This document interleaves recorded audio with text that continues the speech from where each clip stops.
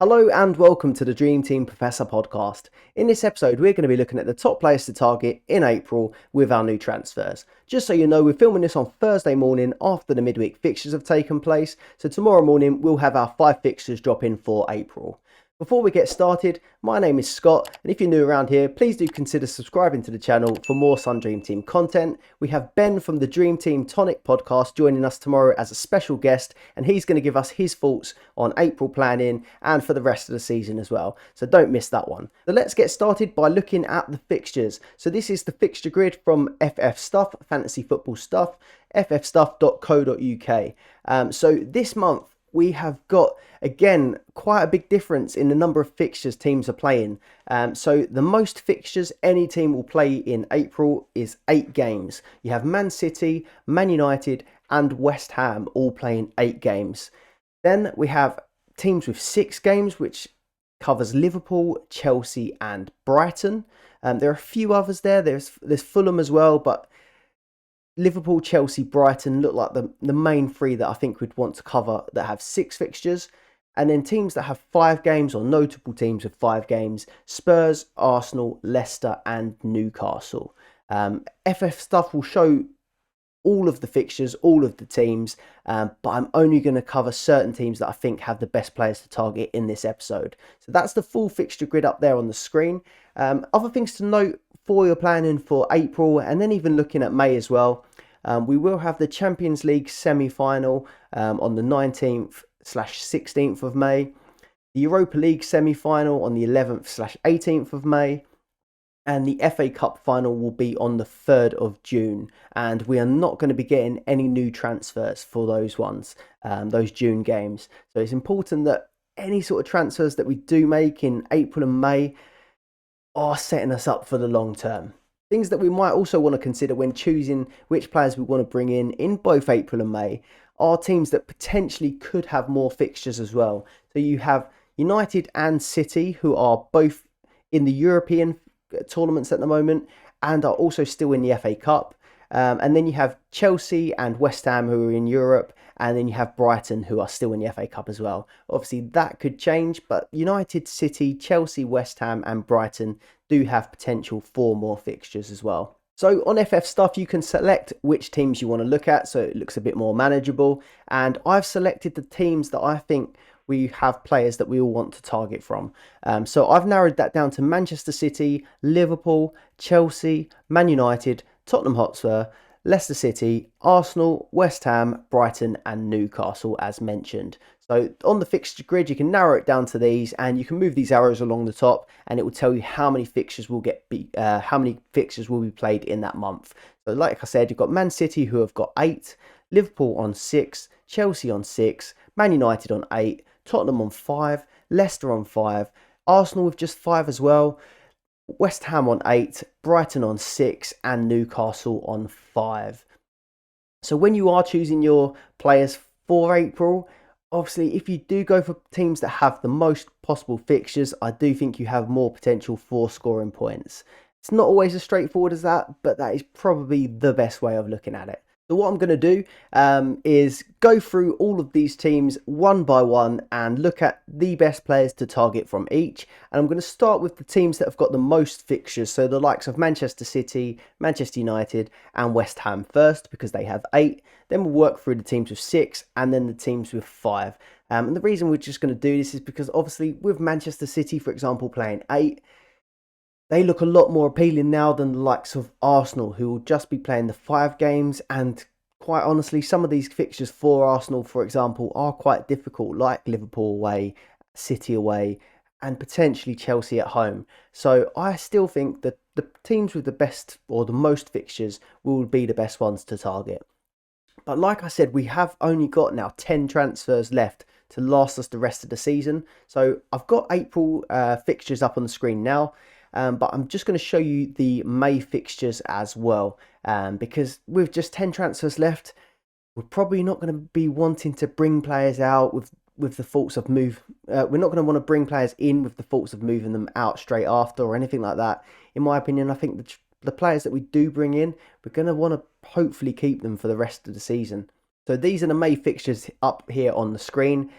Obviously, if teams do progress in the Champions League, Europa League, or Europa League Conference, there'll be more fixtures added in there. And there's also fixtures to be confirmed. So there's Chelsea versus Man United, Brighton versus Manchester City, and Newcastle versus Brighton. I assume that most of these are going to get added in those midweek spaces in May, just because April's pretty packed for some of the teams like City and United. We might see Newcastle, Brighton. Maybe get put into April, but that's fast approaching now. The possibilities that that's added into April looks quite slim, so I expect that these will probably be put in for May. So straight on to the teams then. So Manchester City, they have 8 fixtures. They face Southampton away, which looks like a good one, but then they have Bayern Munich at home, Leicester at home, and then Bayern Munich away. So a bit of a tough one there. You've got 2 good fixtures in the Premier League, sandwiched by 2 really quite difficult games against Bayern Munich in the Champions League. Then they face Sheffield United at home in the FA Cup. So that's going to look like a good one to target, although there probably will be quite a lot of rotation in that one, because it is followed by Arsenal at home, which could potentially be a title decider. So again, that's another difficult fixture, sandwiched right next to a fairly good fixture. So I think there will be quite a lot of rotation this month for Manchester City. And then that's followed by Fulham away and West Ham at home. So all in all, 8 fixtures, really good volume, the most of any team. But they do look pretty good on paper, apart from Bayern Munich in that double header and then Arsenal at home. I do think these look like good fixtures for Manchester City. And to be honest, they probably will be favourites in that home game against Bayern and that home game against Arsenal. So I still do think Manchester City have the best fixtures in April. They are 11 games unbeaten as well, so 9 wins and 2 draws in their last 11 games. So obviously on brilliant form as well. The question is, do you think they'll beat Bayern Munich? Let us know in the comments. I was having a little look at how Bayern's form has been. Obviously they're managed by Thomas Tuchel now, and I think it was just this week, Freiburg knocked Bayern Munich out of the, it says DFB Cup semi-final. So that was quite a disappointing one, and hopefully that might make Man City's chances look a bit better if they're in a little bit of a dodgy patch there. But I think Manchester City have got enough to get through that Bayern game, and I will be targeting Manchester City players myself. But where to start? So probably the best place to start is Haaland. Before, we haven't really had to speak about Haaland that much because he's just been someone that we had to leave in our team, and he just scores ridiculous points. Like, he scored 61 points in his last 2 games, scoring 8 goals, but he was injured for that Liverpool game, and I apologise because, to be honest, I thought that it was probably not a real injury, or it was an injury, but they were probably just resting him for that international break, and then they were going to let him absolutely obliterate Liverpool. But it wasn't the case. He was still injured for that game, and you had Alvarez start up front in his place. So I had that one wrong. I did keep him in my team anyway, just because I didn't have enough transfers to move him on. But with this Southampton game coming up, and then Bayern following that, it's a hard one to decide on because he's been back in training now. Will they just want to throw him in against Bayern Munich without playing any minutes running into it? I'm not so sure. But will they want to start him for Southampton with Bayern Munich coming up? I'm not so sure on that either. So I think probably the most logical thing that could happen is that Alvarez starts that Southampton game, which Alvarez scored in the last game against Liverpool. He's been really good when needed. So I think Alvarez could start against Southampton, and then maybe we see Haaland come on at some point in the second half, maybe the 60th minute, just to get some minutes in his legs ahead of that Bayern game. And to be honest, even if Haaland's coming on in the 60th minute against Southampton, I still think he could at least grab a couple goals, or easily grab a couple goals. So I'm going to be keeping Haaland in my team, and I expect him to play against Bayern Munich. So I think I'm going to be sticking. One thing to note though, that Southampton game is Saturday at 5:30. So if you were looking to wait and see whether Haaland is fit for it before bringing him back in, it's going to be a tough one because there will be quite a few players that are already playing before that Manchester City game. So I think you're probably going to want to make a decision before that personally. Keep up to date with the latest news, but I'm going to be sticking with Haaland. I think the next best pick that I'll be targeting from Manchester City, and I've already got him in my teams, but is Mahrez at 6.1 million. Obviously, Foden is out with his appendicitis, so Mahrez at 6.1 is a no-brainer to bring him in on that right-hand side. He got an assist against Liverpool, took a really good free kick as well. He's been looking really good when needed. And I only really took him out of my team for Foden when Foden came back and Mahrez started getting dropped. So now that Foden's out of the team, I think it's a no-brainer to have Mahrez in. So I think he's a really good pick to have in your team, especially with this volume of fixtures. It looks like Grealish on the left-hand side and Mahrez on the right-hand side are pretty nailed going into this run. Kevin De Bruyne is the next one that I'll be looking to target, 7.7 million, and he had an absolute blinder against Liverpool. So he got a goal and an assist and a 9.2 rating. So brilliant performance from him. Every time we started to say he's getting a little bit quiet, he just absolutely goes mental with the points. So he got 2 assists against Burnley in the last game week. He got a goal against RB Leipzig as well in that previous game week, and then this game week against Liverpool he got a goal and an assist, so that takes him up to 21 assists and 7 goals in total this season. So back on fire, and that's still a ridiculous season. So I think he's a must-have for the rest of the season. I'm going to be holding him unless any sort of injuries or anything like that happens. Then I'm going to say Jack Grealish at 4.1 million, but quite honestly I'm not completely convinced with him myself. So he's got 4 goals, 9 assists this season. He grabbed a goal and an assist against Liverpool, and it was probably the best performance that I've seen him put in for Manchester City. So I think Grealish is a really good option on that left-hand side, but I do still put him behind Mahrez and behind Kevin De Bruyne just because he just doesn't quite seem as clinical, even though he has started chipping in with those attacking returns over the last few weeks. I'm going to put him in there at 4.1 just because I think it's completely viable that you do pack out your midfield with Manchester City players, but I just don't think he's quite as good or on a level with De Bruyne or Mahrez. I'm then going to move on to the defence of Man City, and I think they look really appealing at the moment. So they've been really, really solid. They had kept 5 clean sheets in a row before this Liverpool game, and they were quite unlucky really because they conceded with the only shot on target they conceded. So that was against Mohamed Salah. So really, they were probably quite unlucky not to get the clean sheet in that game, to be honest. So Diaz, 6.5 million. He's averaging 4 points per game now, and I think by far he's the most nailed defender in that City side. Their form in defence really did pick up when he returned, but 6.5 million, it is really expensive. So if you've built quite a lot of budget up in your team over the course of the season, I still think that is a really good transfer to bring in. It doesn't have those attacking returns that you would want for 6.5 million, but I think it's worth paying a little bit more just to have that sort of nailed player in the City defence. But if you are looking for someone cheaper, or you are looking to maybe double up or even go for the City block, I think Ake is the next best option from Manchester City. So 4.6 million. I think he's the best cheaper option and probably the second most nailed in that City defence. I've got a graphic up here from who scored as well. So this is how they lined up against Man City. And it's pretty much how I think they will line up, or their strongest lineup going forward. So they had... It's a back 4, but with Stones going into the midfield. So it's Ake, Diaz, Akanji, and John Stones. John Stones was joining the midfield, and he's been absolutely brilliant lately. It's probably a little bit of a toss-up between John Stones and Kyle Walker. Kyle Walker was starting, but as soon as John Stones has been back fit, he's been now starting in quite a few runs of games. So Ake, Diaz, Akanji, and Stones. I think that's probably the most nailed option or nailed lineup that they'll have in defence. Walker probably will start coming in there at some point.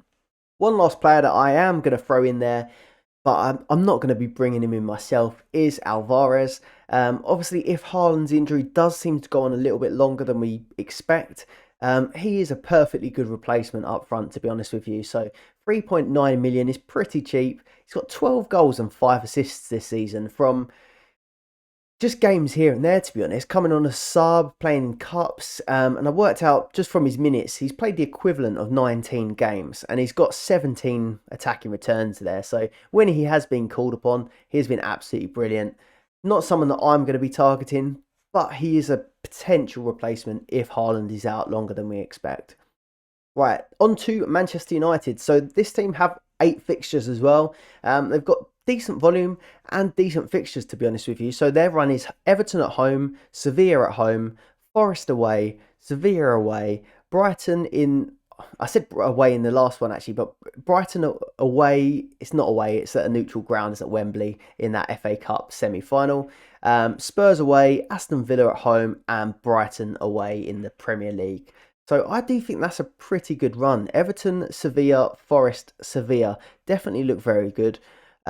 Brighton in the FA Cup, that's going to be a tough game because Brighton are on really, really good form at the minute.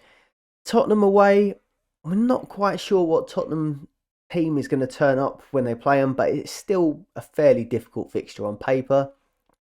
Aston Villa at home and then Brighton away again. So a bit of a mixed bag, but definitely does look better at the start of this month. And I do think we want to be targeting players from Man United still. And you can't look any further at the minute than Marcus Rashford. I assume most people would have Rashford in their team at this point. 6.5 million. He's got 28 goals and 7 assists for the season. His form had slowed down slightly over the last few weeks, but he came back with another goal against Brentford and got a star man in this one. And I just think with this run of fixtures, I think he's a must-have at the minute. One of the best strikers in the game, if not the best, when Haaland isn't fit. So I think Rashford is a no-brainer to have for the rest of April and probably the rest of May as well, because Man United they're in the Europa League still. They've got the FA Cup. So good potential for fixtures for him as well. I'm going to go with Bruno Fernandes next at 6.5 million. He's on penalties when they do win them. He's got 10 goals, 12 assists. But this game week he was a little bit quiet, so I did expect more than 2 points from him this game week. But he has been overall a very good pick. One thing that has bugged me a little bit lately with Bruno Fernandes is the amount of yellow cards he picks up. He does seem to pick up a lot of just sloppy yellow cards, which is a little bit annoying. But I've got him in pretty much all of my teams, and I will be sticking with him in April. Defence has started to look a little bit different, just literally since yesterday. So I had put previously, and I still kind of do agree with it, that multiple players, or even a full block of Man United players, does look good for April with this fixture run. Obviously, Everton, Sevilla, Forest, Sevilla do look really good. It gets a bit tougher in that second half. But something that was really quite frustrating yesterday is Luke Shaw, who's looked really good, went off early with what looked like a hamstring injury. So Luke Shaw is a player that I'm probably going to have to take out of my team now, or will be taken out of my team. And I'm just not quite sure how that might affect this Man United defence. It's going to be Malacia. It was Malacia who came on in his place. But I'm just not sure. Shaw's been really good for them, both going forward and defensively. So I'm just not sure how that might affect the chemistry of the Man United backline a little bit. But they probably still are really good to target. So Shaw was 4.6 million and he had 7 assists and 1 goal. So he was their best attacking threat. But Malacia, I'm not really sure what he might produce instead. So he's 3.5 million, which is more expensive than I probably did expect. I don't think I'll be looking to bring Malacia in. Personally, I think I'll be looking to move to Man City instead. But behind Luke Shaw, when he was fit, I said that Martinez was probably the second best option in that defence. And then David De Gea, who's 4.1 million. He's going to be playing the most games out of any goalkeeper. Doesn't ever get rotated in those cup games, whereas Ederson, for example, from Manchester City, sometimes doesn't play those FA Cup games. So I think De Gea is probably still the best goalkeeper to target in April. But it's just whether or not you think they're going to keep it up with Luke Shaw being out. Wan-Bissaka and Dalot on that right-hand side, they are options, but they keep getting rotated with each other. And we're probably going to see Varane playing half the games and Maguire playing half the games as well. So that just makes that centre-back position, right-back position, a little bit more questionable. But I still think with these fixtures, the defence of Man United is still a really good option. Then we have West Ham with 8 fixtures, and on paper, 8 fixtures looks really, really good. But after that game yesterday against Newcastle, they were all over the place. Lost 5-1 to Newcastle last night, and that really has added a few question marks in there. I don't think anyone was really assured of their defence, to be honest with you, but they did look very poor yesterday. So their 8 fixtures are Fulham away. They have Ghent twice in the Europa League Conference. Between that, they have Arsenal at home. They have Bournemouth away, Liverpool at home, Crystal Palace away, and Man City away. The one thing I noticed about this run of fixtures, obviously Fulham away looks okay, and Ghent looks okay in the Europa League Conference, although there could be rotation. But something I noticed, it looks a little bit like all of their good fixtures are kind of followed by bad fixtures. So Fulham Ghent looks okay. Then you've got Arsenal. You've got Ghent again. Then you've got Bournemouth, which does look like a good fixture actually on paper. But Bournemouth have really come to life at the last couple of weeks, and they are really fighting for it down the bottom. So I wouldn't take that Bournemouth game for granted. But then following that Bournemouth game, they've got Liverpool. They've got a good game against Crystal Palace, and then a really bad game against Manchester City. So Arsenal, Liverpool, Manchester City doesn't look quite appealing at all at the back. And after conceding 5 against Newcastle, I'd be worried in those games. Going forward, though, they might have a bit more luck. So I'm going to go with Bowen at 3.9 million. He did grab an assist in that 5-1 loss to Newcastle. And he did get a rating against Southampton as well. So he's had an okay game week. He's got 10 goals, 4 assists for the season, which probably is a bit down on last year. He had a really good season last year. But with the volume here, he could be a good option. But the problem I'm having is, do I think that with 8 fixtures, someone like Bowen will outscore a Saka with 5? Now, obviously, it looks obvious that 8 fixtures he would. But I think if they win that Ghent game convincingly in the first leg, for example, will he definitely play the second leg? I'm not so sure. So, yeah, I'm still not fully convinced on West Ham as much as some people are. But yeah, Bowen probably is the best option from them. You have Ben Rama at 3.7 million, who's on penalties. He blanked against Newcastle, but he's got 2 goals and 3 assists in his last 7 games. So he has been getting those attacking returns. But at 3.7 mil and Bowen being 3.9 mil, I don't think you're going to go with both. And I just think for 0.2 more, I would go for Bowen. Danny Ings, he is an option at 3.4 million. But with this fixture run, you're gonna want a player that plays every game, and we've not seen from Ings that he gets thrown in for 2 games in a row at the minute. So I don't think they're going to use him for back-to-back games. They're probably going to just use him for the Premier League games, I imagine. So I'm going to put Ings there, but not convinced by it at all. And obviously defensively, I just wouldn't touch West Ham at the minute at all, because conceding 5 goals against Newcastle was bad enough, but now looking at that Arsenal game at home, that looks dodgy. Liverpool at home, that looks dodgy, and City away as well. They could be in for a tough time, so I'd avoid the defence completely. But Bowen, Benrahma, and maybe a push or a big punt, maybe Danny Ings, but I'm not convinced on that one. That's the teams with 8 fixtures out of the way. And now we're going to come on to some teams that have a bit less in 6. So we're going to start with Liverpool. And the reason I quite like Liverpool's fixtures, despite them being not the best this season, they do have 4 home games and 2 away games. And their home form is the 3rd best in the league at the minute. So despite their dodgy season, they are looking really good at home. And in their last 6 home games, they have 5 wins and 1 draw. So this game is worrying me as an Arsenal fan. Playing Liverpool at Anfield is never good. So, to be honest with you, I think I'd take a draw as an Arsenal fan in that game. But yeah, I think Liverpool are going to probably still be favourites going into it, in my opinion. I'm not sure what the bookies would say. One thing that I did find really weird, so Liverpool played Chelsea in the last game, and it was a 0-0 draw. But Trent, Virgil and Salah were all benched for that game. I think Virgil van Dijk was illness or injury, but Trent and Salah were rested.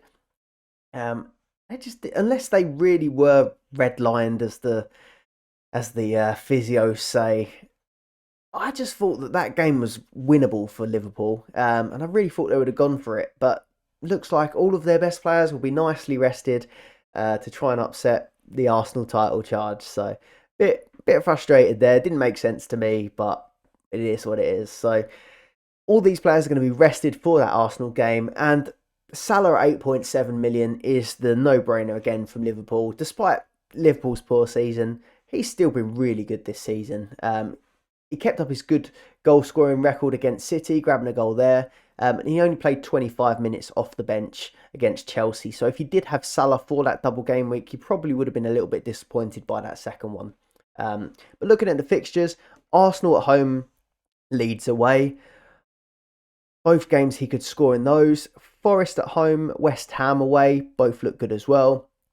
Tottenham at home and Fulham away. So I do think that all of these fixtures look pretty good, potentially for Mohamed Salah.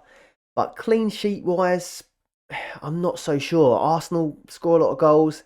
Leeds, I watched Arsenal Leeds live the other day, and Leeds still had quite a lot of attacking threat. So they're fighting for it as well. So I think Leeds could still score.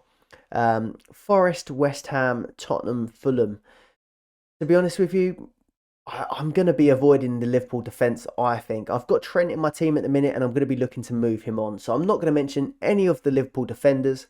One thing that I did sort of notice is that if you had like a Chilwell, for example, he doubles quite a lot at the start of this month. And then if you wanted to move to a Trent for the second half, you've got Forest, West Ham, Tottenham, Fulham. They do get a bit better. And you could have like a defender that doubles the whole way through April. Kind of does work quite nicely with Harry Kane as well. I'll come on to mention that a bit later. But if you had Harry Kane at the start of this month, his fixtures look okay at the start. And then you could swap him out around that 21st and get Salah in for Forest, West Ham, Tottenham, Fulham. I think that works out quite nicely as well. So I'm going to say Salah at 8.7 million. And I think he's the only really reliable player at Liverpool at the minute that we can target. I'm a bit worried about Klopp as well now, that if things really aren't going well, will he start to try new things? Will he rotate a lot? So I think Salah is the only player that we can rely on that he will be starting most games, although he was dropped for Chelsea. So I'm only going to say Salah from Liverpool. You might disagree, but I think he's the only viable option, to be honest, at the moment. Then on to Chelsea then, who have 6 fixtures, but look equally as bad as Liverpool at the minute.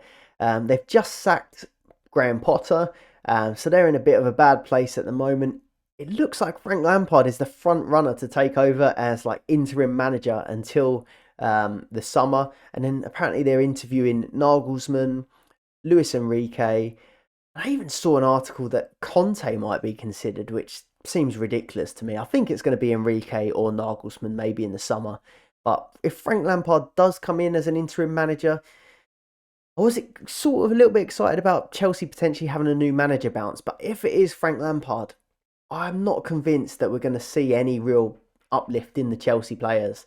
The only one that might start to appear could be Mason Mount, if Lampard does take over till the end of the season, because we know how much he liked Mason Mount, working with him previously, wasn't it, at Derby, and obviously Mason Mount performed really well for him under when he was in charge of Chelsea as well. So Mason Mount could be back on the menu.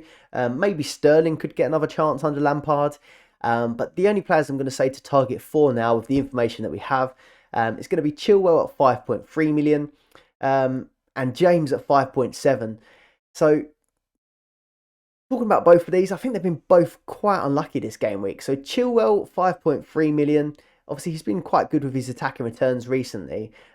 He hit the post and he scored a goal that was disallowed for a bit of a push against Aston Villa. So, he quite easily could have got some attacking returns in that game. So, I still think he's a good option. They're not that reliable in defence at the moment, Chelsea. But if he can get attacking returns, that is a real good bonus to have in defence. And then if they couple that with a clean sheet, then that is a really good points haul from those defenders. Reece James, 5.7 million. I wasn't really going to be targeting him for the rest of the season.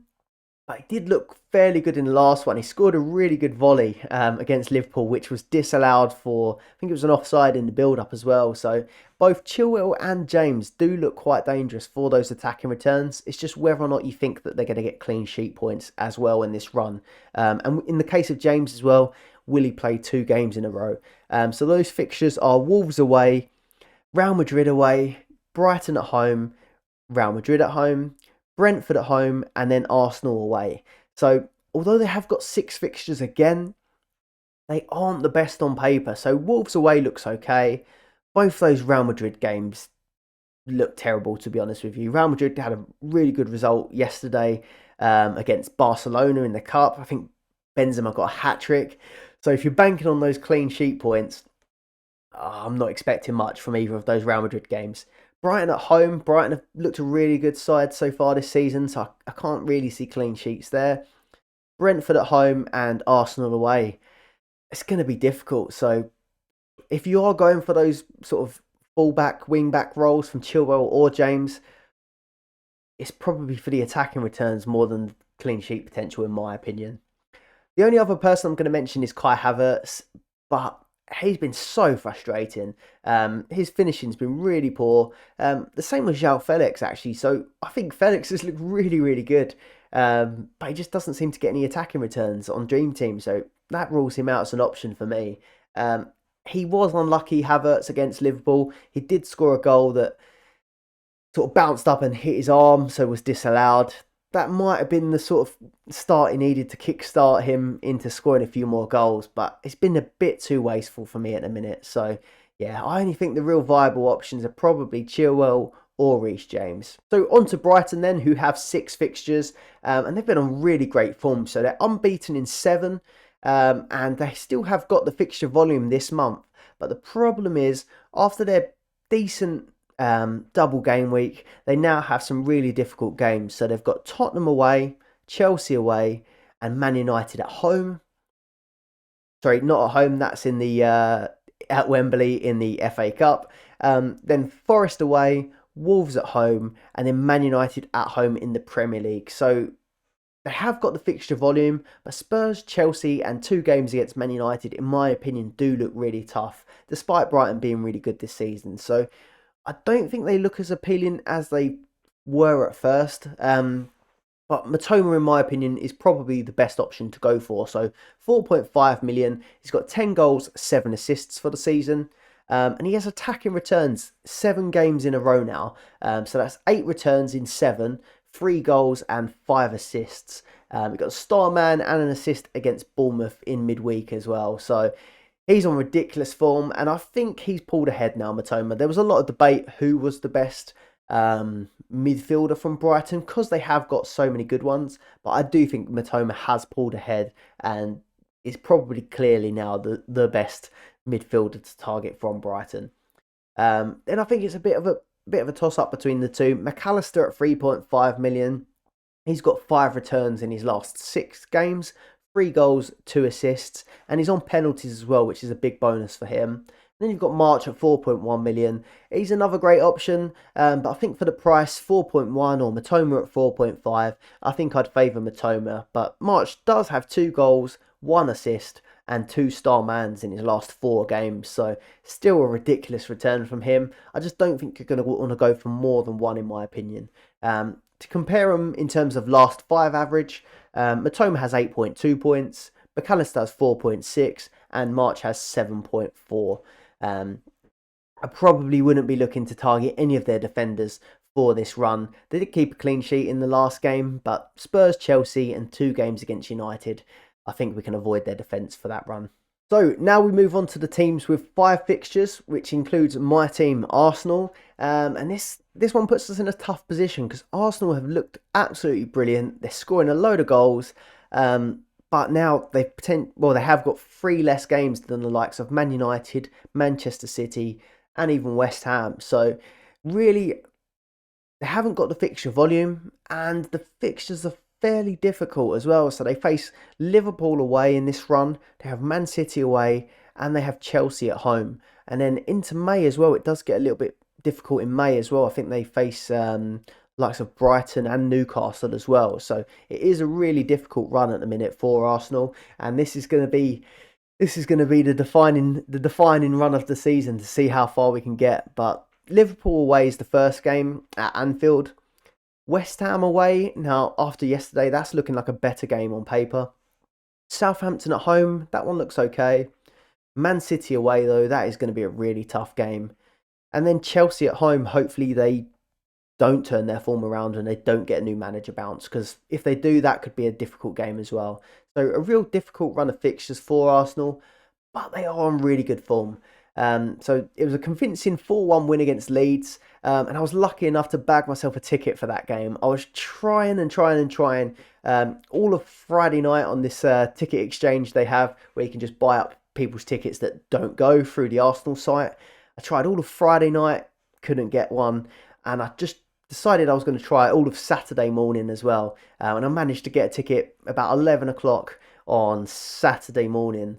So headed straight up to Arsenal and got to watch that really great game. But one disappointing thing was I didn't get to see Bukayo Saka. Well, didn't get to see him start at least. So he was benched for this game, and it was due to illness apparently. So shouldn't be long term. He did come on in the second half. But what was disappointing, where it was sort of a late news that he was benched, a lot of us didn't have transfers to change that. So I kept Saka in my team. And what was really frustrating is that Arsenal won a penalty right in the first half, and Saka would have been the one to take that, and he would have been the one to score. But Gabriel Jesus was the one that stepped up. So he put that away, and Gabriel Jesus got another goal in that game, actually. But I still think Saka is a really good option to target in April. Now, I don't know how many of you will agree with it, but although Arsenal do only have the 5 fixtures, the problem I'm having is my midfield is, at the moment, Mahrez, Kevin De Bruyne, and Bruno Fernandes. Now, I'd want to pack my midfield with players that play the most fixtures, probably from Man City, from Man United. But then for that extra position where Saka is for me, it's probably going to be Bowen or Grealish to get more fixtures. And I'm not convinced that Bowen with 8 fixtures will outscore Saka with 5 at the minute. Where Arsenal are out of all competitions, they're sort of playing once a week. They do have that double towards the end of April. But I expect that Saka will play every game and play near enough 90 minutes in every game. So that's the question you've kind of got to ask. Do you think that Saka scores more in 5 fixtures than Bowen does in 8? And I still think that Saka could, so I'm leaning towards keeping Saka, to be honest with you. He's got 13 goals and 11 assists so far for the season. And obviously he is on penalties when he's on the pitch as well. So yeah, I'm not convinced that I'm going to move Saka on at this point. I might be wrong, but yeah, I still think that he could score a lot of points in April. Next up, so I'm going to go on to Gabriel Jesus. Now, it is a massive punt. And I might just be getting a bit carried away because I watched it live and he was fantastic. 2 goals against Leeds, and he did look incredible. He was subbed off though in the 60th minute, but I do think that was more of a case of, it looked like the game was sort of job done rather than fitness. He looked electric and he didn't look like he was lacking match fitness at all. So I do think that Gabriel Jesus is probably going to start the majority of these games. With 1 game a week, there's time for recovery. And I listened to a few interviews as well where they said that Arteta thought that Gabriel Jesus was back to full fitness. So I think it's a big differential and it's risky. But if you are chasing or you want someone different, I still think that's a really good option. And with Jesus in the side as well, it does make those wingers look a lot more effective. Martinelli looked absolutely brilliant in this game. So I do think he could be one to keep an eye on. One thing that is for certain though, with Arsenal playing less fixtures, I would definitely move away from the Arsenal defenders. Now, I've got Gabriel in my team and I'll be moving him on.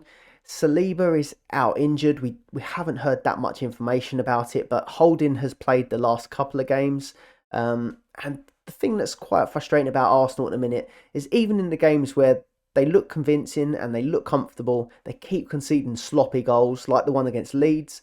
And I think it was Crystal Palace as well. So they've got one clean sheet in the last 6 games.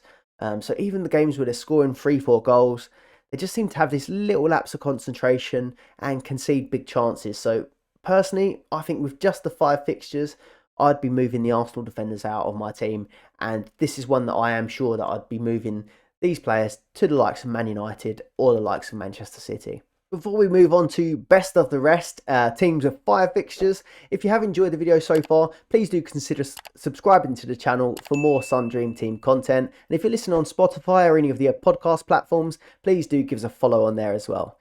So next up we have Spurs, and I'm only going to say Harry Kane for Spurs at the minute. So 8.1 million, he's got 4 goals in his last 3 games. I'll be reluctant to move off of Harry Kane at the minute. Because they have Bournemouth at home coming up, which, although Spurs haven't been banging in the goals, it does look like a really good game on paper. So they have Brighton at home first, then they have Bournemouth at home, and then it gets a bit tougher towards the end. So from that 21st of April, they have Newcastle away, Man United at home, and Liverpool away. So that is that slot where I said it could be potentially good to move from the likes of Harry Kane to a Mohamed Salah. When Spurs play Bournemouth, I think Liverpool play Leeds. So both of those games are going to be good for both players, really. So that's going to be a tough one to call. But definitely moving from Kane to Salah could make sense for the tail end of that. So Tottenham play Brighton, Bournemouth, then they have Newcastle, Man United, Liverpool. And Salah, in that towards the end run, he plays Forest, West Ham, Spurs and Fulham. So I think for the tail end, it definitely does look better to move to Salah, in my opinion. But Harry Kane, despite how poor Spurs have been recently, he does keep scoring. So I think he is still plenty good enough to keep in your team for April. I'm going to go on to Newcastle then. So Newcastle, their run looks pretty good actually. So they have Brentford away, Villa away, Tottenham at home, Everton away and Southampton at home. And they've got 4 wins on the bounce now, and they're up to 3rd in the Champions League places. So they've been absolutely brilliant. Their strikers are on fire as well. So they've just scored 5 against West Ham. Wilson, 3.2 million.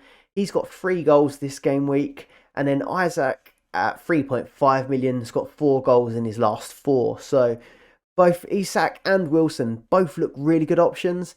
The only downside is they just keep rotating for each other. So around the 60th minute, they just start to swap these strikers. So it's going to be hard to choose between the two. If I had to, I probably would go for Callum Wilson. But as a punt, probably either are a good option at the minute. And then Kieran Trippier is back on the menu officially now. So 5.7 million. This run as well looks pretty good. Newcastle are solid at the back. He got 18 points this game week. Starman and an assist against Man United, and then he got a rating against West Ham. And the fixtures do look good. Their home form is really good defensively. They face Southampton and Spurs, but then Brentford, Villa, Everton away fixtures, they're not the worst either. So I do think Trippier could be a viable option to bring back in your team if you had taken him out previously. Then Leicester. Obviously, they're another team that's awaiting a new manager. They've sacked Brendan Rodgers. I'm not sure who the front runners are for that job at the moment. Maybe we'll see a new manager bounce there, but it's desperately close to the end of the season now. So, yeah, I think you'd have to be a madman to take that one. I think I saw Benitez potentially get linked with it. So he's pretty good when it comes to keeping teams up. But yeah, I'm not sure if I'd be going anywhere near this Leicester team at the minute.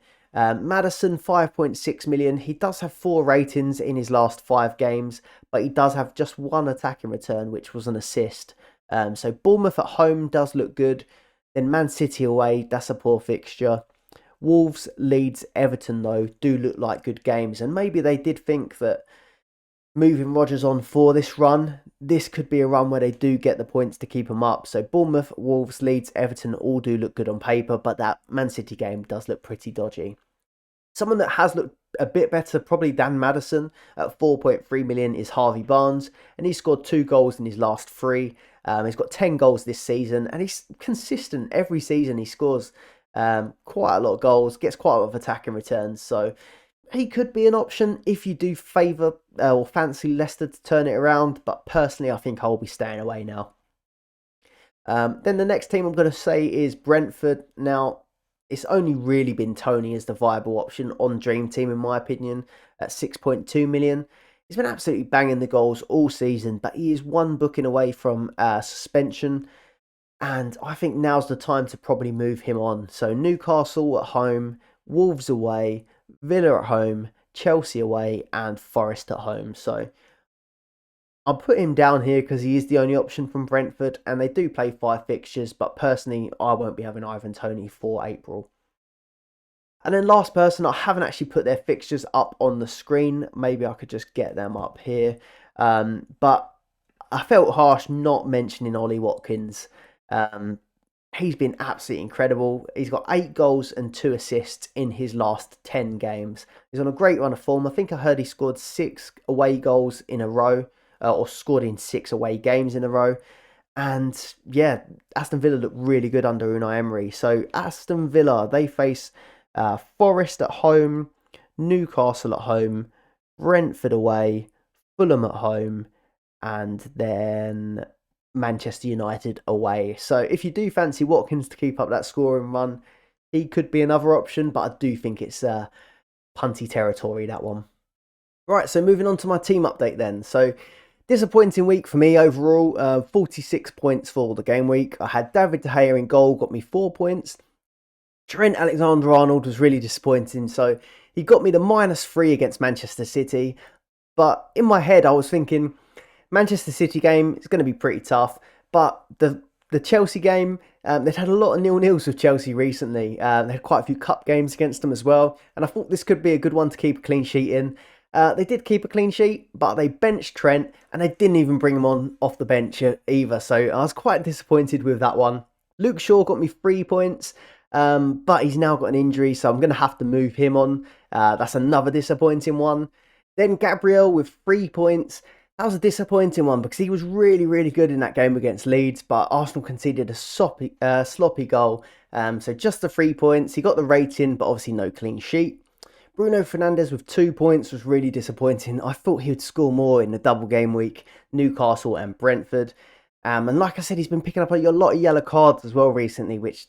it's just 1 point, but it's just frustrating. De Bruyne, though, brilliant. 15 points against Liverpool. Star man, goal and an assist. Mahrez, who I brought in for Phil Foden, who was injured. He got me 5 points for his assist and a rating. And then Saka, who I mentioned, he got no points. And that was a real disappointing one because if he had been on the pitch and he had taken... well, if he had been on the pitch, he would have taken the penalty and probably scored a goal. So... the logic to keep him seemed okay for me. I didn't have any transfers left anyway, but frustrating because I think he could have scored a few points in that one. Rashford with 13 points, scoring against Brentford and getting a star man. We'll take that one. Kane again, 4 points. He could have had 5, but got the booking in that game. And then Haaland missing from that Liverpool game with his groin injury. So overall, quite a few things didn't go my way in this game week. But I'll have to take it. It was a bad week for my rank though. So total points is 2,002 at the minute. So broke that 2,000 mark. But the rank has fallen now from 926th to 1,205th. So quite a big dip there. And I was looking at the rank sort of before yesterday's games. And I do think just having just 2 Manchester United defenders has actually been hurting my rank. So they obviously kept a clean sheet yesterday.